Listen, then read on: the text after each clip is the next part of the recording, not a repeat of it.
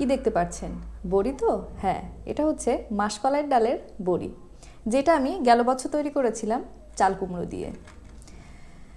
Hello everyone, welcome back to my channel. আমি উমেতা সাসুম, আপনাদের সকলকে স্বাগত জানাচ্ছি আর একটা নতুন ভিডিও দেখার জন্য। তো আমি যে বড়িগুলো আপনাদেরকে দেখালাম, এটা হচ্ছে গেল বছর আমি তৈরি করেছিলাম। এই বছর আমি কিছু বড়ি তৈরি করব, তো ভাবলাম কেন না আপনাদের সাথে শেয়ার করে ফেলি। যারা এখনও পর্যন্ত ভাবছেন বড়ি দেওয়াটা অনেক ঝামেলার, কুমড়োটাকে খুব ভালো করে ধুতে হবে, মাসকলাই কিনতে হবে, সেটা থেকে ডাল বের করতে হবে, তারপরে সেটা দিয়ে বড়ি দিতে হবে, তো তাদের জন্য আমি বলে দিই আজকের পর থেকে কিন্তু বড়ি আপনারাও বাসায় তৈরি করতে পারবেন। দেখেন, বড়ি কিন্তু কম বেশি আমরা সবাই অনেক পছন্দ করি, তবে খাটনি হবে এই কথাটা চিন্তা করে বাজার থেকে কিনে নিয়ে আসি। বাজার থেকে কেনা বড়ি আর বাসায় তৈরি করা বড়ির পার্থক্য কিন্তু অনেক। এই যে দেখেন, আমি এখানে নতুন কলাইয়ের ডালটা কিনে নিয়ে এসেছি। আপনারা কলাইয়ের ডালটা দিয়েই বড়ি তৈরি করতে পারবেন, ঝামেলা করে কলাই কিনে সেটা থেকে ডাল বের করা লাগবে না। তবে হ্যাঁ, বিশ্বস্ত দোকান থেকে ডালটা কেনার চেষ্টা করবেন। যেই ডালটা নতুন সেটা দিয়ে কিন্তু বড়ি সবচাইতে ভালো হয়। আচ্ছা, এবার বলি আমি এই ডালটা কিভাবে প্রসেস করব। ডালটা আমি সকালবেলা খুব ভালো করে ধুয়ে নিয়েছি, আর ধোয়ার জন্য আমি ব্যবহার করেছি এই যে মাটির যে মালসাটা দেখছেন, এই মালসাটা। মাটির মালসা ব্যবহার করার একটা কারণ, ডালটা খুব সহজেই আপনারা মালসায় এরকম ঘষে ঘষে পরিষ্কার করে ধুয়ে নিতে পারবেন, আপনাদের কিন্তু সেরকম খাটনিও হবে না।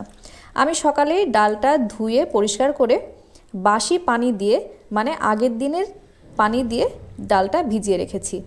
বাসি পানি দেওয়ার কারণ কি সেটা আমি সঠিক করে আপনাদের বলতে পারবো না, কারণ এটা আমি দেখে এসেছি আমার মা দাদিরা বাসি পানি দিয়ে এই বড়ির ডালটা ভিজাতো।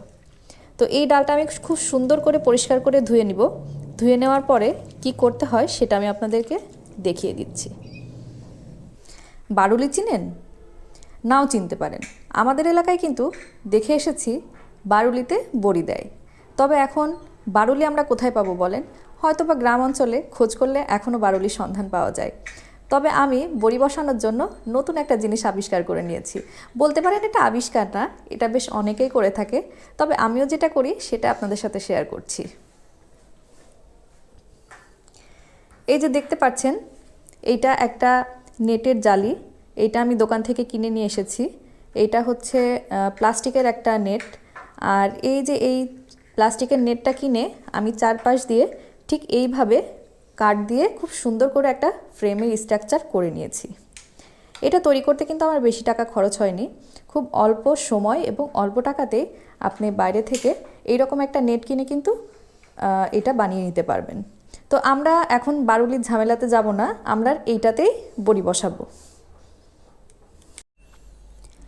বড়ির ডালটা আমি খুব পরিষ্কার করে ধুয়ে নিয়ে এসেছি।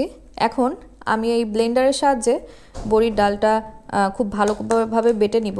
আপনারা যদি চান আপনারা পাটাতেও বাটতে পারেন, তবে আমি ব্লেন্ডারের সাহায্যে বাটবো। তবে একটা জিনিস অবশ্যই আপনারা খেয়াল রাখবেন, ব্লেন্ডারটা যেন খুব পাওয়ারফুল হয়। 1000 ওয়াটের নিচে কোনো ব্লেন্ডারের সাহায্যে এই ডালটা বাটাটা ঠিক হবে না, কারণ ডাল বাটার সময় আমরা পানি খুব কম ব্যবহার করব, যার কারণে ব্লেন্ডারটা একটু পাওয়ারফুল হলে সবচাইতে ভালো হয়। এই যে আমি ব্লেন্ডারের জাগের মধ্যে ডালগুলো নিয়ে নিয়েছি। এখন দিয়ে দিচ্ছি সামান্য পরিমাণ পানি। বেশি পানি দিলে কিন্তু বড়িটা ভালোভাবে ফেটানো যাবে না, আর বড়িটা বসে যাবে বসানোর পরে। আমি এখন ডালটা খুব ভালোভাবে ব্লেন্ড করে নিচ্ছি।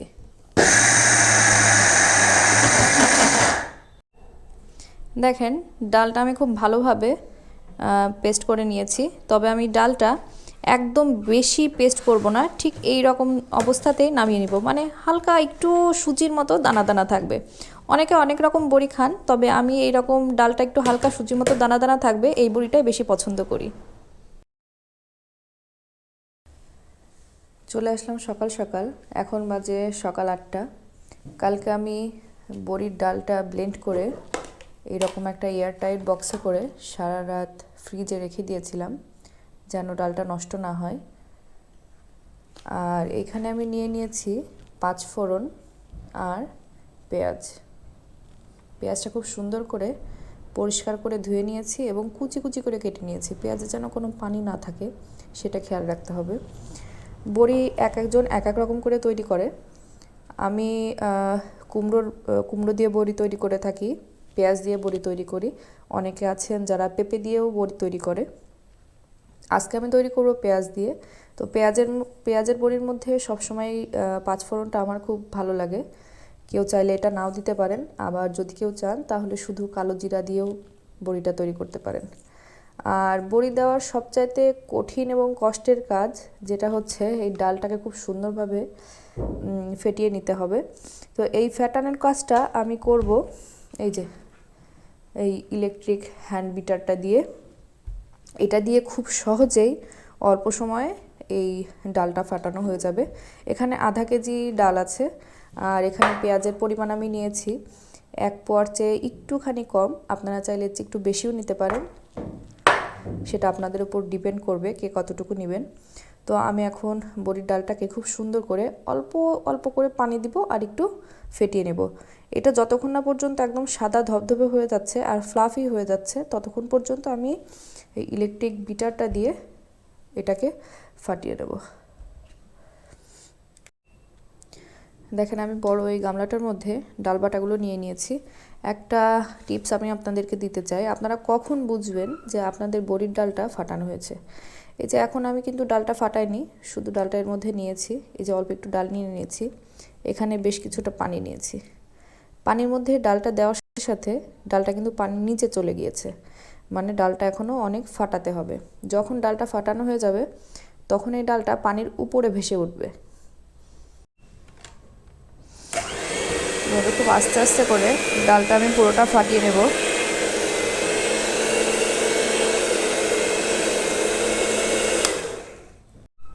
দেখেন ডালটা আমার ফাটানো হয়ে গিয়েছে, আগের তুলনায় কিন্তু ডালটা অনেক সাদা হয়ে গিয়েছে। এখন আমি একটু টেস্ট করে নিচ্ছি ফাটানো হয়েছে কিনা ডালটা। দেখছেন পানির উপরে কিন্তু উঠে গিয়েছে। এরপরেও আমি আরও কিছুক্ষণ ফেটাবো। অনেকে বড়ি যারা পছন্দ করেন বেশি জাল দিয়ে বড়ি রান্না করবেন তারা কিন্তু এই পর্যায়ে আর ফেটাবেন না।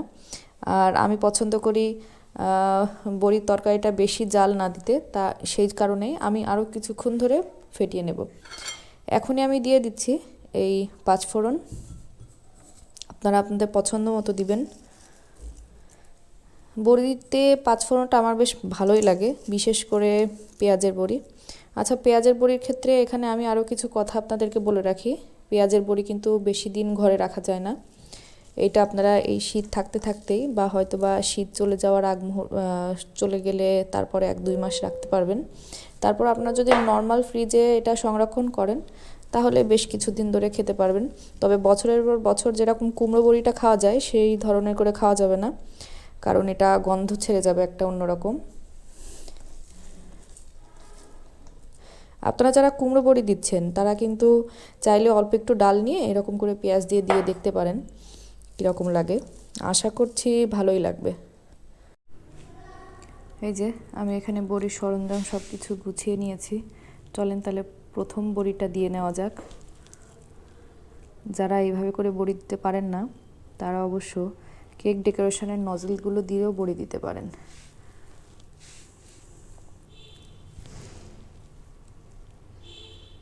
বড়িগুলো আমি বেশি বড়ও করব না, বেশি ছোটও করব না, ঠিক এই রকম সাইজের করব। আচ্ছা, পেঁয়াজের বড়ি কিন্তু খুব একটা সাদা হয় না। এটা যারা পেঁয়াজের বড়ি দেননি এর আগে তারা হয়তো জানবেন না, পেঁয়াজের বড়ি খুব একটা সাদা হয় না। আচ্ছা, এখানে আমি আরেকটা জিনিস করব, সেটা হচ্ছে ছোটোবেলা থেকে দেখে এসেছি প্রথম বড়ির উপরে আমার আম্মু দাদি সবাই এরকম একটা শুকনো মরিচ গেঁথে দিত যেন নজরটা না লাগে।